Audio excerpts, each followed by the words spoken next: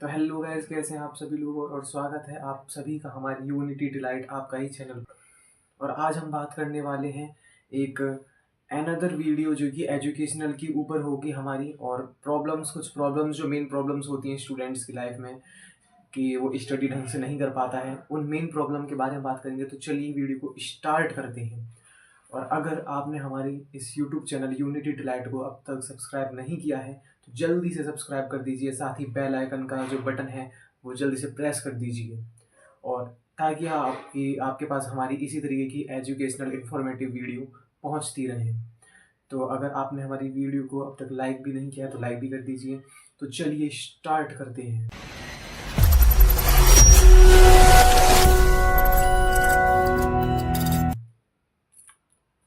तो गाइज, जैसे कि मैंने आपको बताया कि हम कुछ एजुकेशनल प्रॉब्लम्स के बारे में बात करेंगे, तो जो हम ऐसी 8 प्रॉब्लम्स के बारे में बात करेंगे जो सबसे फर्स्ट नंबर पे जो प्रॉब्लम आती है, सभी स्टूडेंट्स की लाइफ में कॉमन हो जाती है, वो ये होती है फॉरगेट की प्रॉब्लम, फॉरगेटिंग की प्रॉब्लम। तो फॉरगेट की प्रॉब्लम होती क्या है, तो सुनिए ध्यान से, बने रहिए। आपको वीडियो एंडिंग तक देखनी है। अगर आपने एंडिंग तक नहीं देखी तो आपको ढंग से कुछ वीडियो समझ में नहीं आ पाएगी। तो फॉरगेटिंग का मतलब क्या होता है, भूलना। आपने देखा होगा कि जैसे कि आजकल बहुत सारे बच्चों में कॉमन होता जा रहा है कि याद तो कर लेते हैं पर वो भूल जाते हैं उस चीज़ को। पेपर आते हैं तो उस पेपर की तरफ देखते हैं, अरे यार क्या लिखूंगा, पूरा पेपर मैं भूल गया, अच्छा खासा याद करके आया था। देखो, इसको सॉल्व करने के लिए क्या होती है, सबसे पहले तो हम ये बात कर लेते हैं कि ये प्रॉब्लम आती क्यों है। ये प्रॉब्लम इसलिए आती है क्योंकि कोई बच्चा एक या दो बार, बस ज़्यादा से ज़्यादा दो बार किसी चीज़ को पढ़ लेता है, उसके बाद नहीं पढ़ता। मेरे को तो आता है सब कुछ, मैं क्यों पढ़ूँ, मेरे को तो आता है सब कुछ। यही तो उसकी सबसे बड़ी दिक्कत होती है। देखो, अगर कोई चीज़ तुम पढ़ते हो तो कम से कम तुम्हें उस चीज़ को 3 से 4 बार रिवाइज करना चाहिए। रिवाइज करोगे तभी आगे बढ़ोगे। इससे क्या होता है, जो हमने चीज़ याद करी होती है वो हमारी कंप्लीटली परमानेंट मेमोरी में फिट हो जाती है। ठीक है, उससे क्या होता है कि आप उस चीज़ को बार बार नहीं भूलते हो, और एक बार बार बार रिवाइज करने की वजह से वो आपके माइंड में फुल्ली फिट हो जाती है। जो दूसरी चीज़ होती है वो ये है कि दूसरे नंबर पर जो चीज़ आती है कि जो हम नोट्स कहाँ से बनाएं। टीचर बोलता है कि बेटा उस चैनल है उससे बना लियो, या गूगल पे वो वेबसाइट दे देगा उससे बना लियो। टॉपर के पास जाओगे, अरे भाई मैं तो उससे पढ़ा था, बहुत बढ़िया मास्टर है, बहुत बढ़िया पढ़ाता है। पर ऐसा कुछ नहीं होता। तुम्हें अपनी ही तरफ से जैसा तुम्हें कंफर्टेबल लगे, एज यू लाइक कंफर्टेबल, वही उसी तरीके से अपनाना चाहिए। चाहे तुम्हें गूगल से कंफर्टेबल लगे या तुम्हें किसी भी वेबसाइट से कंफर्टेबल है, यूट्यूब पे कोई पढ़ाता हो अच्छा खासा, अपने ऊपर डिपेंड करता है वो हमें कौन सा अच्छा लगता है। ठीक है, उसी तरीके से आपको नोट्स बनानी है। ये नहीं किसी के कहीं पे चले जाओ, नहीं, आपको नोट्स अपनी अकॉर्डिंग ही बनानी है। तीसरी जो प्रॉब्लम आती है भाई, वो होती है रात के सोने की प्रॉब्लम। कि भाई हमें तो कल हमारा एग्ज़ाम है, ये हमारा एग्ज़ाम आने वाला है, नज़दीक है, और हम ऐसे दिन में भी हमें ज़्यादा टाइम नहीं मिल पाता, तो रात में पढ़ाई कैसे करें, हमें नींद आती है। तो देखो, बहुत सारे लोगों ने आपको भाई ये भी बताया होगा। देखो, बहुत सारे लोगों को मैं ये बोलना चाहता हूँ, जो मैं तरीके बता रहा हूँ ना, देसी तरीके हैं। आप यूट्यूब पे चले जाओगे, बहुत सारे लोग बताएंगे भाई इस तरीके से करो, इस तरीके से करोगे, वो आपकी मर्जी है। पर ये जो मैं तरीके बता रहा हूँ ये 100% तो देखो काम करेंगे। ये देखो काम तो करेंगे ज़रूर, क्योंकि इनका जो रिज़ल्ट होता है बहुत अच्छा होता है। तो देखो, हाँ, मैं तीसरे तरीके पर था कि नाइट स्लिप की जो प्रॉब्लम होती है, ठीक है, तो उसको कैसे दूर करें। उसको दूर करने के लिए तो देखो, बहुत सारे लोगों ने आपको बताया होगा कि रात को चाय वाय पी सकते हैं, हम कॉफ़ी भी ले सकते हैं साथ में, पर ज़्यादा अमाउंट में नहीं, क्योंकि अगर ज़्यादा आप लोगे तो उसकी आपको शरीर में नुकसान भी कर सकती है, यहाँ तक कि लत भी लग सकती है। तो इसको आप करने के लिए आप क्या करते हो, आँख धोते हो।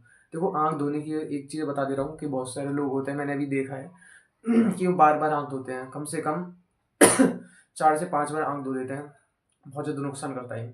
हमारी आँख में एक्चुअली में एक फ्लूइड होता है, जो कि फ्लूइड धुल जाता है तो आँख का जो लेंस होता है और जो फोकस होता है वो डैमेज होने की प्रॉब्लम हो सकती है। तो जो गाइस, जो चौथी प्रॉब्लम है, बोल सकते हैं फोर्थ प्रॉब्लम है, वो किसकी है, हेडेक की प्रॉब्लम। बहुत सारे लोगों को सिर में दर्द होने लग जाता है पढ़ने के नाम पर। लोग सोचते हैं, पेरेंट्स हैं, टीचर सोचते हैं, अरे पढ़ने के नाम पर सिर में दर्द होता है। तो देखो, उसको दूर कैसे करें। उसको दूर करने के लिए मेडिटेशन बहुत ज़्यादा इंपॉर्टेंट है, जो कि आई पेन और हेडेक दोनों के काम में आता है। मेडिटेशन से क्या होता है कि आपकी जो स्टडी परफॉर्मेंस है, या जो तुम्हारी लक्ष्य की परफॉर्मेंस है, स्टडी की कैपेसिटी है, वो और ज़्यादा इम्प्रूव हो जाती है, बूस्ट हो जाती है, कह सकते हैं। ठीक है, तो हेडेक की प्रॉब्लम करने के लिए, दूर करने के लिए मेडिटेशन मैं बताऊंगा, एंडिंग में बताऊंगा वीडियो के। कि मेडिटेशन किस तरीके से करना चाहिए, राइट वे क्या है मेडिटेशन का। एक होती है आई प्रॉब्लम। आई प्रॉब्लम के बारे में मैंने बात करी थी अभी कि हमें आई को, हाँ मैं आई के लिए आपको एक एक्सरसाइज बता देता हूँ। वैसे तो आपने ये देखा होगा कि आई के लिए मैं आपको एक्सरसाइज बता देता हूँ। वैसे तो आपने देखा होगा कि जो आई प्रॉब्लम होती है वो कभी भी क्योर नहीं हो सकती, ओनली उसके लिए या तो कॉनकेव या कॉन्वेक्स का जैसे भी आपको प्रॉब्लम है लेंस पहनना पड़ेगा। पर मैं आपको एक्सरसाइज बता देता हूँ। जैसे कि ये मेरी उंगली है इस तरीके से, मैं इसको देखूँ सुबह से उठ के करनी है आपको एक्सरसाइज। ये मेरी फिंगर है एंड इस तरीके से I require to focus on this, मुझे इसी तरफ देखना है और ये इधर की तरफ जाएगी, मैं इस तरीके से देखना है, नीचे down and upward and I will, इस तरीके से मुझे इसकी तरफ देखते रहना है। और एक ये एक्सरसाइज होगी, आपको ये एक्सरसाइज कम से कम 10 बार तो करनी ही करनी है। दूसरी एक्सरसाइज मैं आपको बता देता हूँ। इस तरीके से ये है मेरी 10 कम से कम 10 सेंटीमीटर की दूरी पर रखनी है और इसको देखना है, और जो बाहर की तरफ कोई चीज़ रखी है जैसे कि 10 मीटर की दूरी पर उसको देखना है। इसको हम आई पुशअप्स भी कह सकते हैं। इसको फिर उसको, इसको फिर उसको, इसको भी आपको कम से कम 10 बार तो करना ही करना है। एक एक्सरसाइज जो जिगजैग इस तरीके से होती है, जिगजैग, इसे भी आपको करना है। इससे क्या होगा, आपकी जो आई प्रॉब्लम है वो कम होगी, जो मेंटल पावर है वो बूस्ट होगी और जो हाइपर टेंशन है उसमें भी रिड्यूसन आएगी, वो भी रिड्यूस होगी हाइपर टेंशन। ओके एंड इसके बाद जो एक आती है सिट प्रॉब्लम। सिट प्रॉब्लम क्या होती है, बैठने की प्रॉब्लम। हम बैठ जाते हैं स्टडी करने पर, हम पर बैठा नहीं जाता, हमको बैठा नहीं जाता। क्यों नहीं बैठा जाता बहुत देर तक स्टडी करने, क्योंकि हम बहुत, इसके पीछे के कुछ रीज़न होते हैं। जैसे कि हम ब्रेक नहीं लेते स्टडी के बीच में। हमें क्या करना चाहिए, हम स्टडी कर रहे हैं ब्रेक लेना चाहिए सबसे पहले। जैसे कि अगर आपको ये स्टडी के ब्रेक के बारे में नहीं पता था तो देखो, सबसे पहले आप नए नए हैं तो स्टडी कर रहे हैं जैसे कि आधे घंटे की, तो उसके बीच में आप लीजिए लगभग 10 मिनट का ब्रेक। 10 मिनट में यूँ नहीं आप मोबाइल में गेम चलाने लग गई या कुछ खेलने लग गई मोबाइल में, ऐसा नहीं करना आपको। आपको जो ये 10 मिनट का गैप मिलेगा आपको, इसमें आपने जैसे कि जो भी मैसेज आए थे मोबाइल पर उसको चेक करना है, या कुछ भी कर सकते हैं, इधर उधर अपने फ्रेंड से बात कर सकते हैं, जो भी तुम्हें चीज़ अच्छी लगी वो कर सकते हैं, ठीक है। और आपने जो ये जो सिट प्रॉब्लम है इसको इसी तरीके से दूर किया जा सकता है। और आप इस चीज़ को, जो लिमिटेशन है ये, इसको और ज़्यादा बढ़ाते रहिए। जैसे कि आपने आधे घंटे पढ़ाई करी थी, 10 मिनट का गैप लिया था, अब आप कीजिए 2 घंटे की पढ़ाई, 10 मिनट का गैप। ऐसी रेशियो बांटिए, आधे घंटे का रेस्ट और 3-4 घंटे की पढ़ाई। इसी तरीके से आप इंक्रीज करते रहेंगे। ऐसा नहीं तुम पहली बार में भाई हम तो 5 घंटे बैठ कर पढ़ेंगे, नहीं, ऐसा नहीं होगा। कोई भी चीज़ होती है वो धीरे धीरे कर ही इम्प्रूव होती है, ठीक है। तो इसे कोशिश करके देखिए इस चीज़ को। और एक होती है ब्रेक की प्रॉब्लम, मैंने बताई है कि देखो ब्रेक तुम्हें लेनी चाहिए बीच बीच में। अगर ब्रेक नहीं लेते तो बहुत सारी प्रॉब्लम हो सकती हैं, जैसे कि तुम्हें जो भी पढ़ोगे माइंड में घुसेगा नहीं है आपके अच्छी तरीके से। तो ब्रेक लेना बहुत ज़्यादा इम्पोर्टेंट होता है स्टडी के बीच बीच में। स्टडी स्मार्ट करिए। आपने देखा होगा बहुत सारे बच्चों को कि भाई ये तो इंसान है पढ़ता नहीं है, पर भाई नंबर तो बहुत तगड़े लाता है पेपर के अंदर ये। तो उसके पीछे क्या उनकी क्या होती है, स्मार्ट स्टडी, बिल्कुल सही, स्मार्ट स्टडी होती है। तो स्मार्ट स्टडी कैसे करें, स्मार्ट स्टडी करने के लिए मेडिटेशन। अब देखो मैंने बताया था मेडिटेशन के बारे में बताऊंगा, मैं यहीं भी बताऊंगा मेडिटेशन के बारे में। मेडिटेशन में करना क्या होता है कि सबसे पहले आप क्या करिए, बैठ जाइए अच्छी तरीके से। जो कमल पोज होता है आपने पढ़ा होगा, मतलब सिंपली जो हाथ हैं इस तरीके से बनाकर पैरों के ऊपर रख लीजिए, आराम से शांत मन से बैठ जाइए आंख बंद करके। और देन उसके बाद आपको फुल्ली अच्छी तरीके से बैठने के बाद आंखें बंद कर लीजिए और यहाँ पर जो सेंटर होता है यहाँ पर अच्छी तरीके से ध्यान लगाइए। ध्यान लगाइए, सोचिए कि यहाँ पर कुछ रेड रेड सा जल रहा है, कुछ आग टाइप का। इसी तरीके से आप कम से कम आधे घंटे तो बैठ जाए, आधे घंटे बैठ जाओगे ना, हाँ। तो इसे इंक्रीज करते रहो, 1 घंटे बैठ लिए, 1.5 घंटे बैठ लिए। 1.5 घंटे का तो टाइम मिल सकता है ना, अगर कुछ अपनी बढ़ाई चाहते हो तो 1.5 घंटे का तो टाइम निकाल सकते हो ना। हाँ तो बस निकाल लीजिए। इस तरीके से आप अगर डेली ये करोगे तो कंसंट्रेशन इंक्रीज होगा, बूस्ट होगा, स्टडी की जो परफॉर्मेंस है वो इंक्रीज हो जाएगी, और जो आपकी टेंशन है स्टडी को लेकर वो भी बहुत ज़्यादा रिड्यूस हो जाएगी, ये मान लीजिए। कंसंट्रेशन इसी तरीके से करना है, और कंसंट्रेशन अगर आप करते हो तो उसके साथ ही आपको ये ध्यान रखना है कि सांस नॉर्मली लेनी है, सांस की आवाज़ नहीं आनी चाहिए आपको ज़्यादा, और ज़्यादा हिलना भी नहीं है, हाँ हिलना भी नहीं है आपको ज़्यादा। एक होती है भाई फ़ोन की प्रॉब्लम। बहुत सारे बच्चे बोलते हैं हम बैठ जाते हैं, मोबाइल साइड में रख लेते हैं, पढ़ते रहते हैं, मोबाइल में मैसेज आता है हम उठा के देखने लग जाते हैं।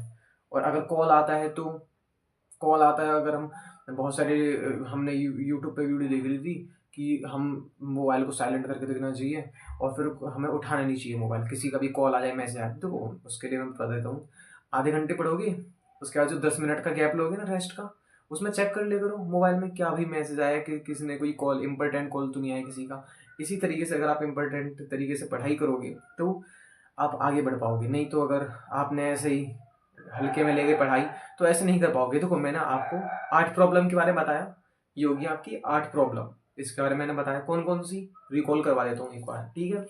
एक है भाई फॉरगेट की प्रॉब्लम, आप भूल जाते हो, मैं पढ़ता हूँ, उसके बारे में मैंने बताया था आपको किस तरीके से करना है। फॉरगेट करना है तो रिवाइज करना है, फॉरगेट रिवाइज करना है बार बार। कितनी बार? 4 से 5 बार कर लो, रिवाइज कर ही लोगे ना। अगर नहीं हो पा रहा बाई चांस तो 3-4 बार कर लो बस। फॉरगेट की प्रॉब्लम ऐसे सॉल्व हो जाएगी। नोट्स, नोट्स अपनी तरफ से नोट्स बनाओ, कोशिश करो हैंड रिटन भी बना लो, पर दूसरों पे डिपेंडेंट मत रहो कि भाई उसने बोला वहाँ से नोट्स बनाऊंगा, उसकी बढ़िया है नोट्स। ऐसा कुछ नहीं होता, कोई भी तो ना ऐसे नहीं बता देता। और पहली बात तो अगर कोई अच्छी नोट्स भी होंगी ना तो आपको अपने ऊपर से देखना होगा, मेरे को समझ में आ रही है नोट्स की नहीं, या ऐसा ही बस पढ़े जा रहा हूँ।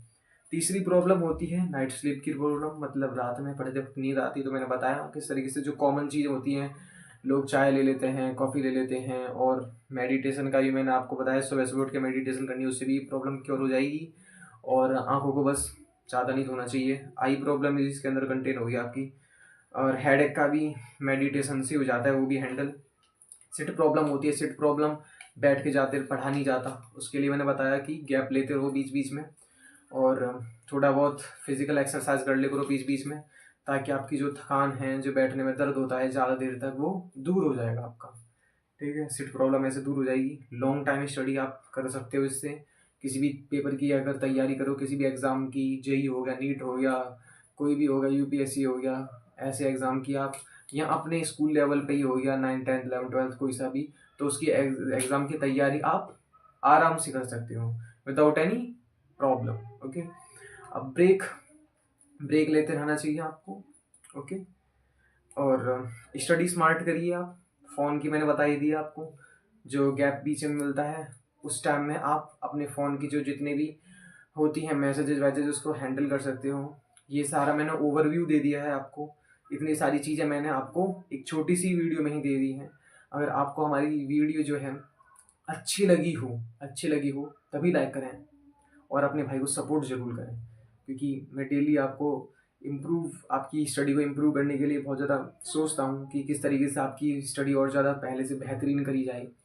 और अगर आपने हमारे चैनल यूनिटी डिलाइट को अगर सब्सक्राइब नहीं किया है तो सब्सक्राइब कर दीजिए, इस वीडियो को भी लाइक कर दीजिए, बेल आइकन भी दबा दीजिए।